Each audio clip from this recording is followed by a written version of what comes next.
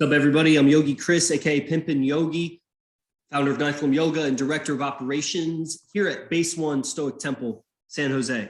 Go to imcbase1.com and check out what we're doing here. I live with Arash Sapar, Dibazard, #1 seduction artist and relationship mentor, I guess, relationship expert. That's what it is, relationship expert on the planet. And that's what this is, Base One. I live with four other guys with Arash. And I have as my guest Oracle, aka Raul Cervantes, who is at base 3. So we have multiple bases in this movement. And what's so interesting about Raul, in my position in IMC Nation, which is this worldwide movement founded by AZD, Arash Sapar Dibazar, we have a lot of acronyms here. It was founded by him, and I became a great student. I invested everything I could to learn, and of myself, I invested. And I found myself in a position where I had the opportunity to move to San Jose and form a base and get guys to live here and really live the lifestyle and reflect the lifestyle off each other, create a space for exploring as much as I want to of life, of manhood, of adulthood, like really explore it, but explore it like no one else gets to explore it. When you have a base of guys that are not, it's hard to explain if you're so out of it, if you're not in IMC Nation, but everything you wanted to do, like a frat house, but way wiser, I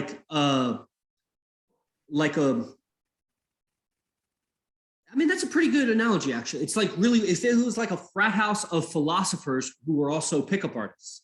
So that's a really interesting. There's a lot of guys doing pickup artists. There's a lot of guys in fraternities, and and then there's like a monk life here. So there's a lot of mixture. It's a very incredible lifestyle, and it's modeled after the guy that's #1 on the planet. And he's still part of this movement. But I've been a big energy source, or a big just source of something, of organization and of impetus. So like the urge to move. I've been a big urge to grow the IMC Nation movement, and I brought a lot of people. One of the guys that I pulled, I don't know from where he came in the fucking cloud around IMC Nation, orbiting, observing IMC and AZD. But there was Raul Cervantes. And so I pulled him into a camp, and he did some camps online, and then he came in person. And, I always saw this big smile on the guy, and his big cheeks, just like that. And those are some early memories that I had of him in that June, July camp, or whatever that first camp he was, like 2 years ago, year and 3/4 ago. So in a year and 3/4, I'd already been around for like 4 or 5 years. And I see this guy in the last year and 3/4, just do everything. And he did that one thing that I did also. He missed a camp.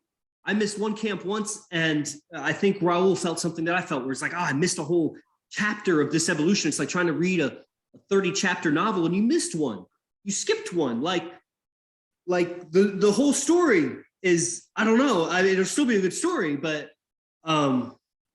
he has been a big mover in this movement too. And in the 2 years he's come up, that,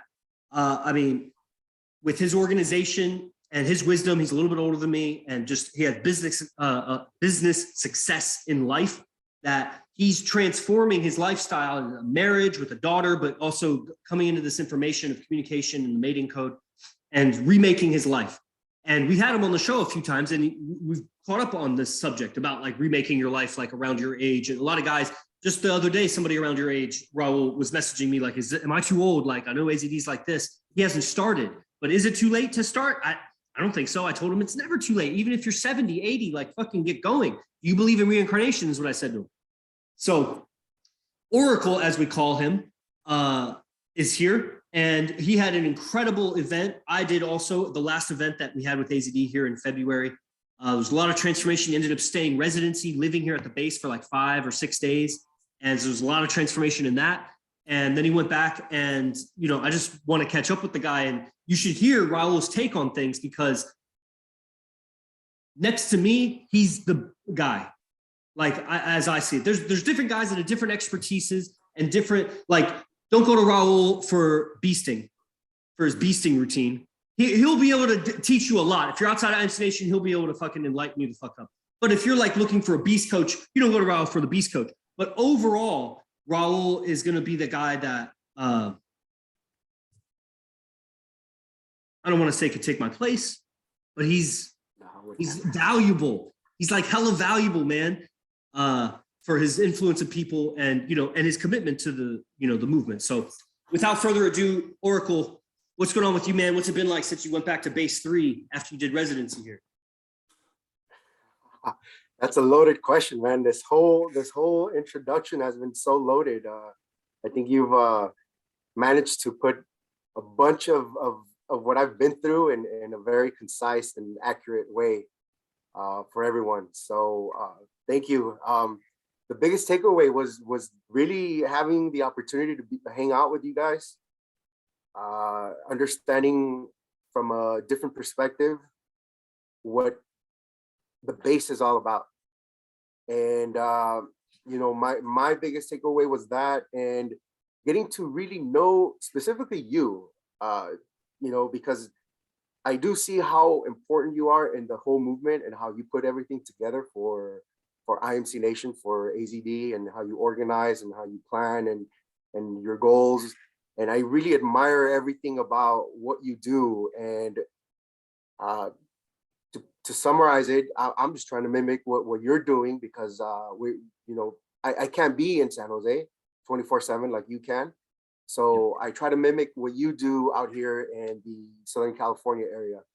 And so that's pretty much what I took away is getting to know you more, getting to understand your way of thinking, how you've pretty much have laid out your life and really taken the teachings down to the core. The very how do I say this? You've taken the teachings quite literal, and you've applied them very accurately in your own life. And so I really admire that. This is incredible. I didn't not expect that answer to be directed back at me. So if you would, can you give me an example of what I've taken literally and applied it to my life? Like, what are you thinking of when you say that? Well, the way you applied your process, I think you're the closest individual that I could honestly say is on the AZD process. Now, granted, the AZD process is open to interpretation per individual, per awareness. And so that's one thing. We can argue that side. But then I take a look at how you live your life now, or at least as I know you. Yeah. And I've realized that you're the one closest to what he does. That's what I look up to, because at the end of the day, my teacher is AZD, and the way I'm organizing my life is in accordance to what he does. He's my mentor. I want to do what he does. I want to have the power that he has. So one day I plan on living my life the way he does, and including with everything that I have. And so with that being said, you're the closest one to having that schedule down, that lifestyle that he has. I appreciate that. And, because I'm so critical of myself, maybe I don't praise myself like that. So that's great. And I don't know that I disagree. I think it's a lot of variables that come together, like how I'd introed myself to, I put myself in this position by coming to everything and being capable, but it was like a perfect storm of like my capabilities, my fortune that I was born with. I mean, I don't mean like trust fund endowment. I mean, like I was born to my parents, and my parents got me to a certain place that I mean, when I crossed Arash Bazaar, I was able to do what I was doing, and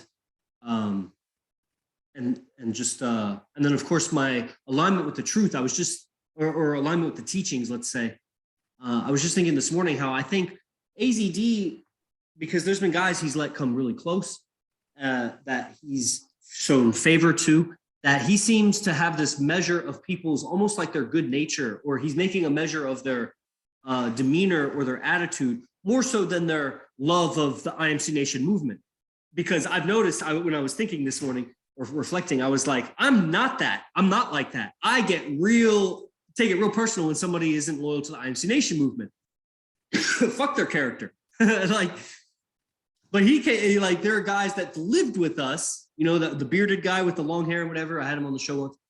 And cool. And he about the IMC Nation movement, he wasn't, about it enough, but AZD likes the guy's nature. And there's several examples of that I could say. And it's not that I don't like the guy. It's just that I know that somebody is, when they resonate with it and then they repel away from it, there's something not right in them. And a lot of times it's going to also be just a confusion, which needs to be communicated. So the communication will make clear something. They may have an impression, they're reacting to their impression of something, or they haven't worded their belief correctly. And so it's just on a feeling when they name the belief and they see its absurdity or something like that. Like communication just makes it clear the ambiguity and the frustration. But a person not willing to do that runs away before they're willing and able to do that, because the emotion also has to kind of subside a little bit, or you have to persist in the communication to try to make the words right. Someone else has to do it with you. And so the person that's like unwilling to do that and just leaves after so much goodness has been done for them through the movement, I take it real personal. Because I don't know why. But that's so yeah, the lifestyle, it's been a real saving grace. And so putting myself in this position to live so close, I definitely had to emulate the lifestyle as close as possible, because I needed to. I mean, I'm sure Fernando and Sultan, and even maybe Demigod, I don't know about Demigod, but I'm sure Fernando and Sultan would gladly take over my business with AZD for me if I just wanted to up and go. I'm sure they would come in and just message all the motherfuckers to come to camp and take that nice commission money that they, and they'll apply all their real estate prospecting, business prowess and everything to just kind of take over what I'm doing. And so it's not like I can just kind of sit on my heels and not keep growing and expanding. And I always felt that pressure. And it's a self-imposed pressure, because no one ever put that pressure on me. Maybe once or twice AZD's made a statement that I felt the pressure, but that, it's a drop in the bucket for how much motivation he's had to give me. And so in keeping my job and being the best at it so that there's just no doubt, I've made myself available at all opportunities to record a conversation, to go on this drive when he wants to go on a drive, to just make myself available to do whatever. And so to be available, that means my free time is when he's with his girl. So I got to form my schedule around his schedule, and it's basically identical in ways, and it's time chunked in ways. And I've also adopted a kind of flexibility in my attachment to my task, to what I'm doing, that I can drop it to do something more important. I have this money mindset where I always got something to do. I'm really just choosing the more valuable thing at the time. It's not like it's a choice between something or nothing. It's a choice between alternatives, and that's what this life is. And so man. So yeah. That's virtually what I see and what you've been able to do. And so my task now, or my goal now, is to take what I'm already doing in my life and apply it as closest to what you've done and what AZD does, so that I can obtain similar results to what you guys have obtained. And I just do by a pure observation of how you operate, how you handle your relationships, how you handle your communication with me specifically.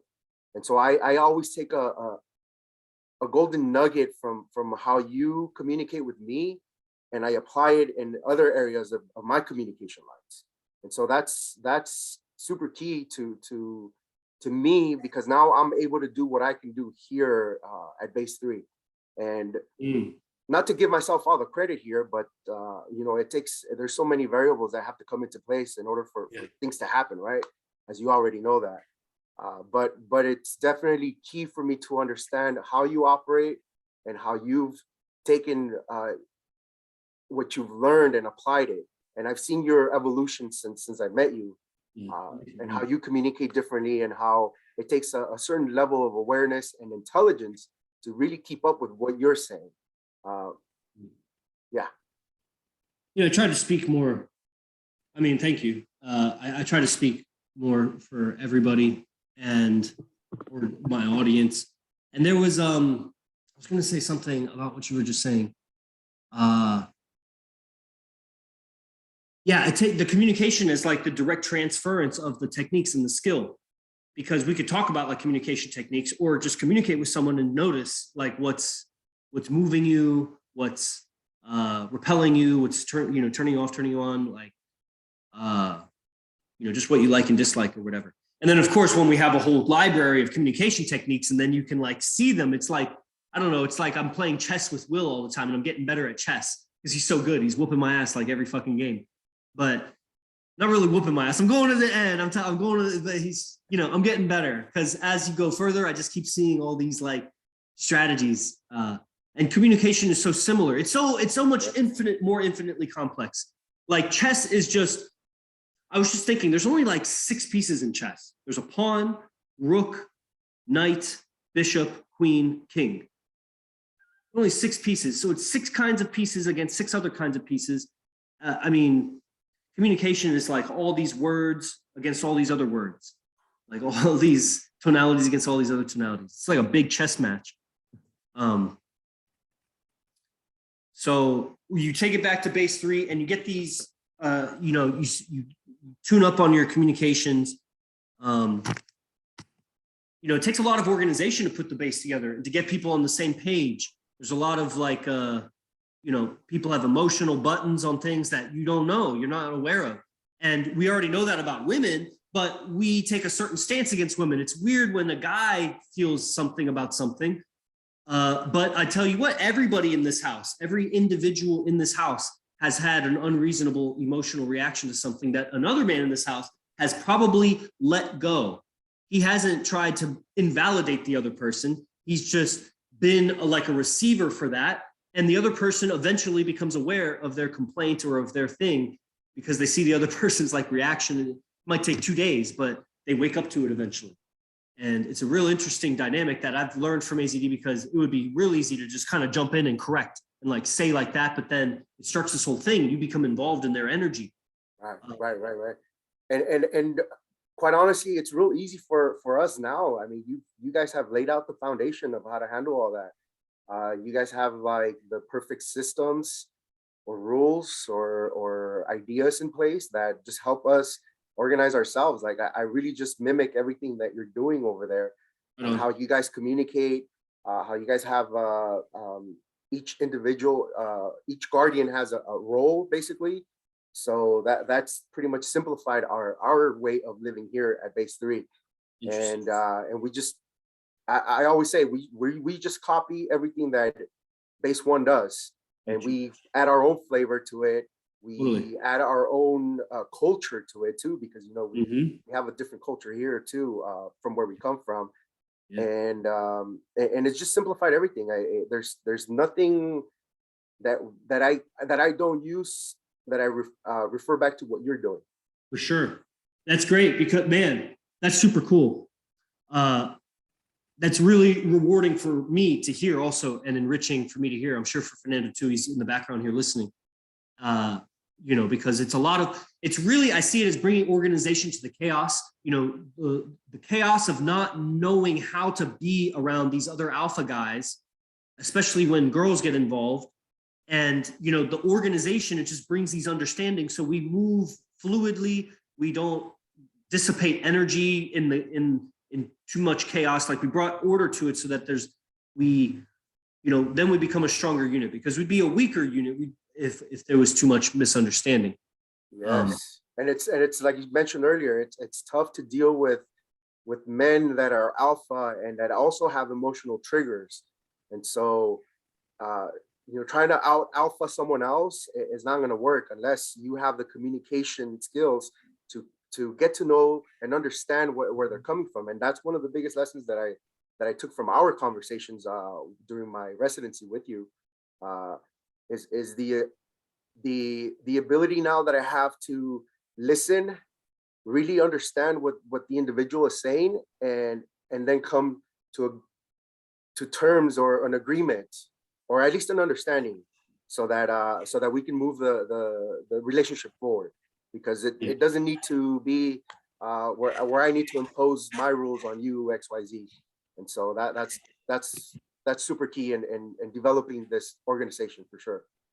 Yeah, man. Well, there was a moment when I was sitting on the couch next to you and I started smiling and you were like, what? Or you started smiling, you were like, what? Because I was like looking at you and there was like, there was just real genuine goodness that I was seeing that was kind of making, we were actually having a disagreement about something.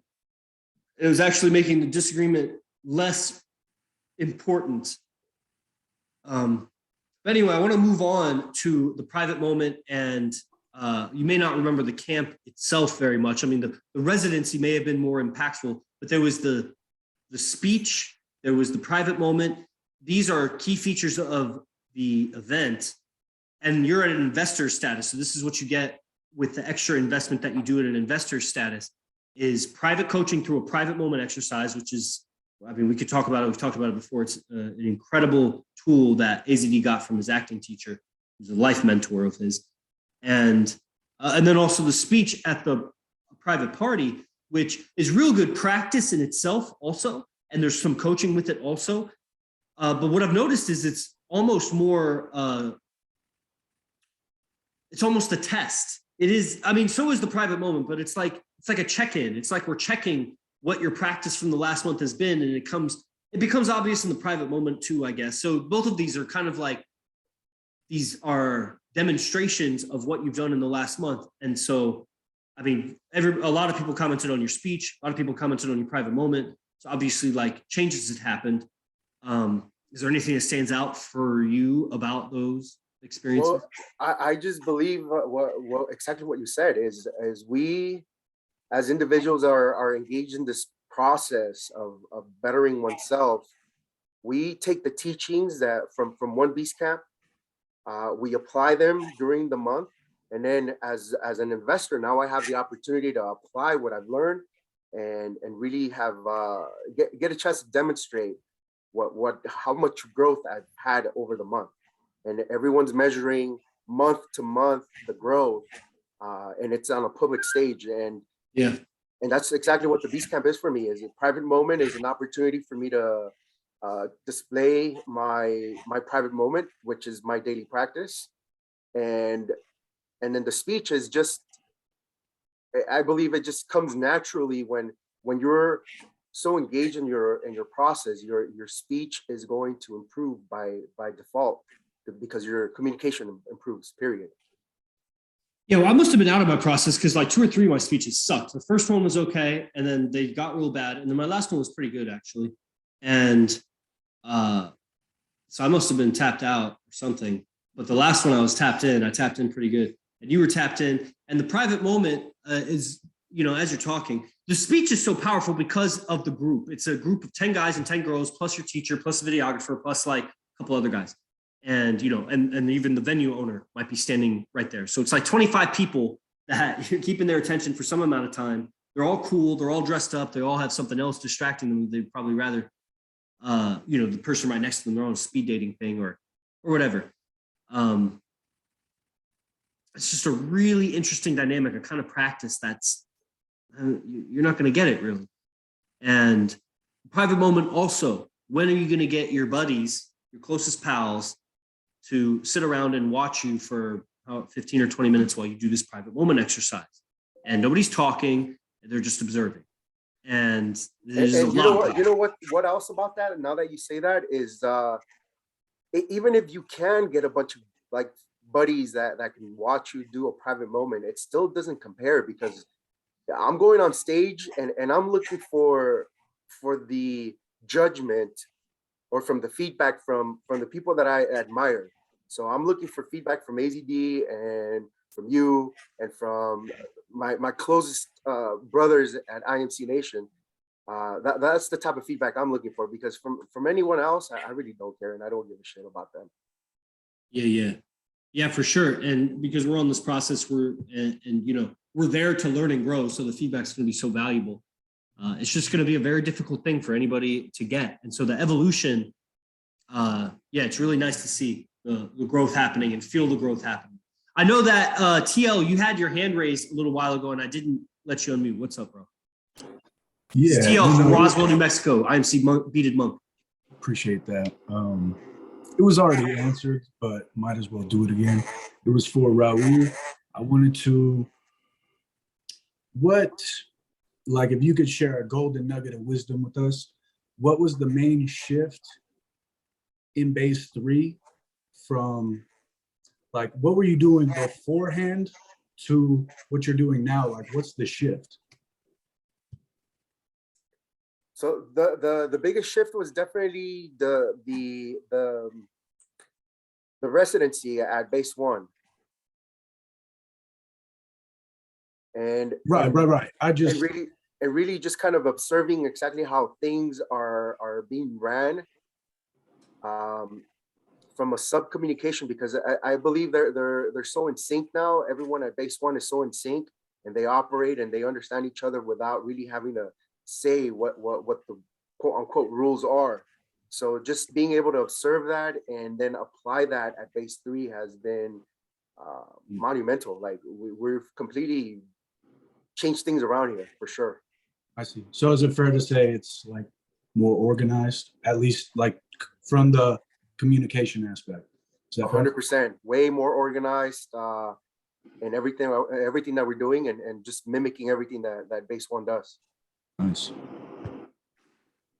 Yeah, and I think there was a lot of, that organization happened for us in the first year and a half living together, and also came from a lot of experience. AZD had lived with many women throughout the years, so living in a house with other people had some rules that he brought to it, and then it was also, what's up, Demigo? And so we had a little bit of that guidance in the beginning, that then we started taking over rules and we saw how it would happen. And even now, I mean, it's organic. Like I started doing this thing where when I do a task around the house, I message the group that I did the task. So not just so I get credit, but also as like a measure. Yeah. It's like a new habit. It just came out of like a week or 2 ago. I had noticed it happened. I did it once and I felt right. And then, yeah, go ahead. This is Fernando. That allows other guys to, let's say, or it brings me to cognition to say, oh, maybe I can do something as well, take responsibility and do something. Like if Yogi and Chris says, hey, just clean the kitchen and take out the trash, then I want to do, like, let's say, fucking clean the restroom or something. It just inclines me or motivates or inclines you, yeah. Inclines me to do something. Nobody says it like that, but that's grammatically correct. Grammatically correct? Yeah. Cool. Back this way. Yeah, so Raul, you were saying about I think the private moment and the speech and demonstration of your process. Yeah, so yeah, that's just a demonstration of the work that we put in our daily lives to be able to demonstrate what we're doing and how much we're improving. And really the level of awareness that we are obtaining from just being plugged into the whole system. It's a matrix to me. I think Sultan kind of took it as a joke, or I don't know, but I said, IMC Nation to me is a matrix, and the more you plug into it with calls, Zooms, just being around each other, it really pulls you into that reality and pulls you out of your mediocre existence. Really, what it comes down to. You could make a shit ton of money, but still be mediocre in the way you live. And we all know IMC is not just about that, but it's about having a wholesome experience. Yeah, wholesome is a really good word for it. And it's totally everything you're saying. Like you got to just like immerse yourself in the words of this experience. Words are, experienced in the body and the mind, and they define something. And the words and the grammar, how you put your words together in normie land is very much similar. It's an ocean of normal out there. And this is a different way of speaking in IMC Nation. And so everybody doing their Zoom streams or whatever is some kind of distorted reflection of that. It's not the pure thing, but they're doing what they're doing. And this is how you get better. And you go and test it in the field, because there's not like a finite best. It's it's a getting what you want. It's using communication to create the reality that you want through agreements, through imagination, through expressing yourself. So, all the obstacles are removed. And, so the more you're soaking in this stuff and listening to lectures all the time, and at some point, there's not more lectures to listen to unless you go back to old lectures. And so there's AZD process, like the books and books on tape that we listen to and those kinds of teachers. And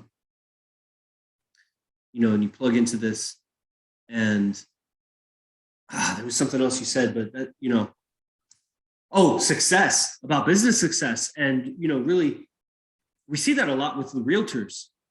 And I'm sure there's many kinds of businesses. There's just a normalcy. They've gotten good at a task or a few tasks that, might be difficult to learn, but not everything that's difficult to learn is wholesome or fulfilling. And they're looking for more out of life. And so you're designing your life to be more inclusive of all of your wants and needs, and more integrated. So there's more feedback loops. It's not dissipating. And, what the highest success business people, they seem to have these feedback loops that they're not dissipating energy, but it's not including all of their needs and wants. So they still have to escape to go and get what they need and want.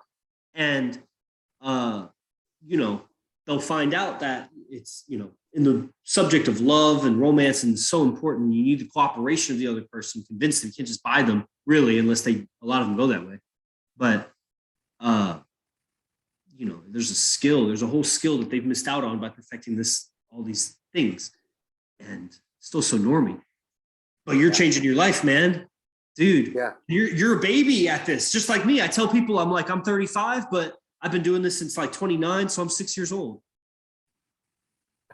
Pretty much, yeah. Like I don't know what to credit this to, but yeah, you're 100% right. I feel like a baby. I feel like I'm just getting started, even though I'm 39 years old. But that doesn't even matter. Like, it just does not matter. Age does not matter at this point. And I feel like finally there's that light at the end of the tunnel, and it's all thanks to what you just said, is understanding that life is more than just one area of your life, business or whatever the normie world has programmed you to believe is what you need to go after. It's more than just that. It's about really integrating everything that you do and being happy with what it is you're creating. And that's really what I focused on, is making sure that I build according to doing things the right way, is the way I like to say it, is do things the right way right from the get-go, and don't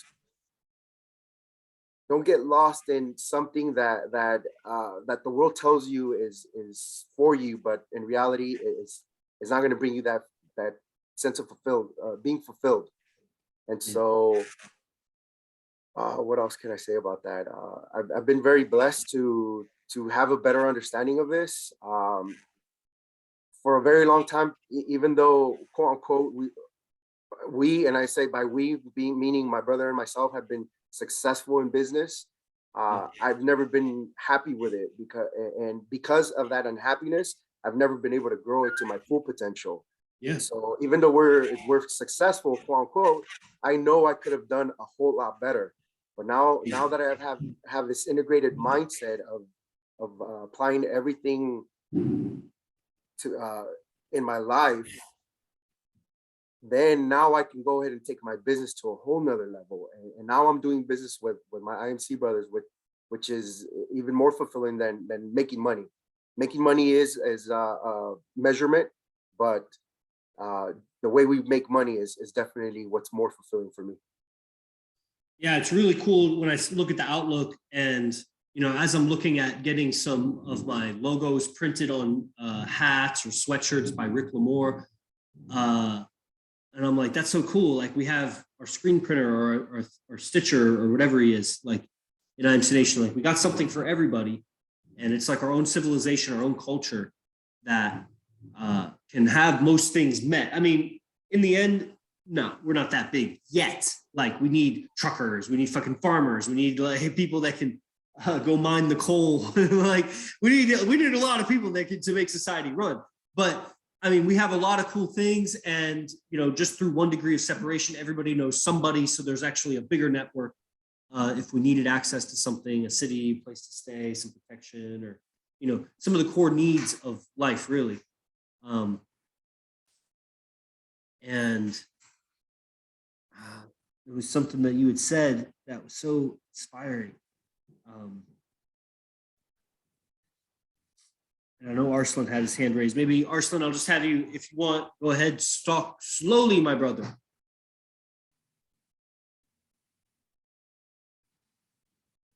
Arslan, is he there? I came to the gym, brother. I came to the gym. I'm gonna be at the gym right now, so I won't be able to talk. Nah.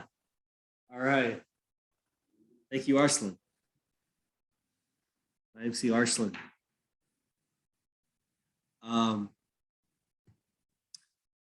Well, it was one last thing I had for Oracle, but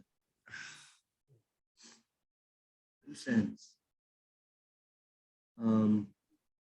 Culture, future, laying the groundwork. We have our own abilities that we bring, and I know I've improved by just communicating with Oracle, and so that's really cool, man.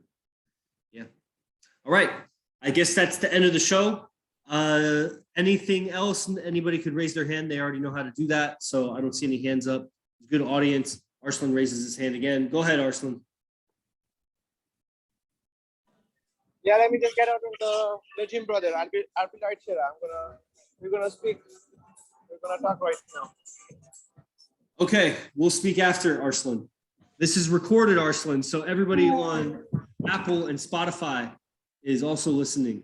Everybody look up Arslan on Instagram. I don't know his Instagram handle, but also Raul Cervantes. They'll be tagged in the description for this. And man, there was more, but there's always more. So we'll have Oracle back. I think on Sunday we have Will Rios. So he's from base 2. And then ongoing we'll have more and more people. So click the link in the description if you're catching the recording, tap in with us, get on my newsletter, just integrate, get with us. Yeah, there's so much to say, man. I want to almost like give a lecture now, but I'm not going to. So Arslan, now just message me afterward, brother. And we'll see you all next time on Enlightened Masculinity. Os. Os, brother. Os.